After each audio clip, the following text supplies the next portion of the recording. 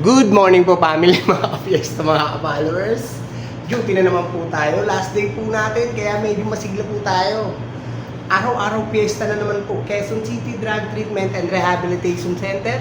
Ano lutuin po natin agahan sa kanila? Scrambled egg po with tuna. Kaya family, mga ka-fiesta, lusog-lusog na naman po ang agahan natin. Ano pang hinihintay natin? Huwag na natin patagalin yan. Let's go! Ito nga po pala mga gagamitin natin sa scrambled egg with tuna po. Bawang po. Sibuyas. Ito nga po pala yung tuna. Itlog. Yan po, nabati ko na po yan. Kamatis. Tomato paste. Green peas po. Ito po yung gulay niya na carrot tsaka baggy beans. Cubes po. Okay, start na po tayo. Century tuna po, napagkadami yan. Garlic onion. Green peas. Okay po, buksan na nga po natin itong isasahing nating kanin nila. Only rice po yan. At syempre, paliguan na natin tong green peas kasi medyo iba ang amoy kasi niya pag nakulob sa plastic. Pati itong kamatis niya, paliguan na po natin yan para fresh. Okay, wayway na po natin to. Lahat po ng niluluto namin dito, syempre, inuugasan po namin para malinis at healthy po ang family. Okay po, iwahiwain po natin yan. Kasama po yan sa igigisa natin. Okay, ito na po pala yung babatihin natin itlog. Kailangan magaling ka po magbati rito. Ako, praktisado na po ako sa batihan. Yan, oh. Diba? Ganyan po ako, kabilis magbati ng itlog. Oh, diba? Nakakalaki rin po ng braso yan. Kailangan kaliwat kanan.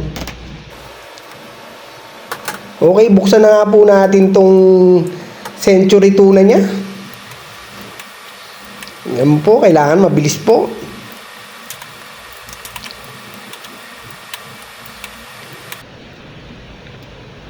Okay, buksan na nga po natin tong kawali. Yung isalang na po natin tong century tuna with egg po.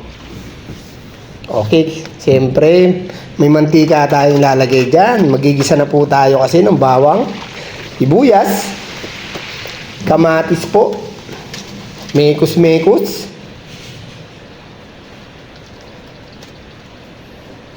at i-ready na po nga natin tong bigas. Malapit na po kasing kumulo yan. Ayan na nga po, umulo na nga po. Kakasabi ko lang eh. O, lagay na nga po natin yan. Yan po. Pangatlo.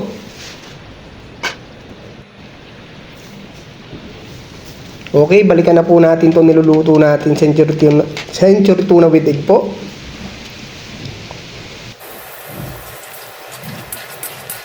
Okay, gisa natin to kasama po itong green peas kasi para matanggal po ang konting amoy niya. Yan po. Kailangan po ma-proseso. Nilagyan ko na rin po ito ng cubes. Pampalasa niya po. At ito na nga po yung century tuna niya.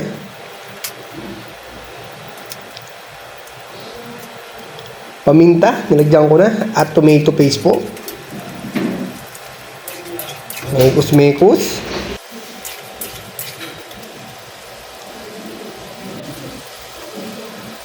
Ito na nga po yung binati nating itlog. Ilagay na po natin yan. Ang dami po yan. Yan po. Sagana po sa halo to. Kasi hindi po pwedeng hindi haluin. Iiwanan mo po ng halo. Sunog po ang gitna niyan. Kasi itlog po yan. Okay, ilagay na nga po natin itong vegetable. Palaging may vegetable para healthy ang family. Okay, tikman natin. At dinurog nga po natin kasi nagbubobo po yan.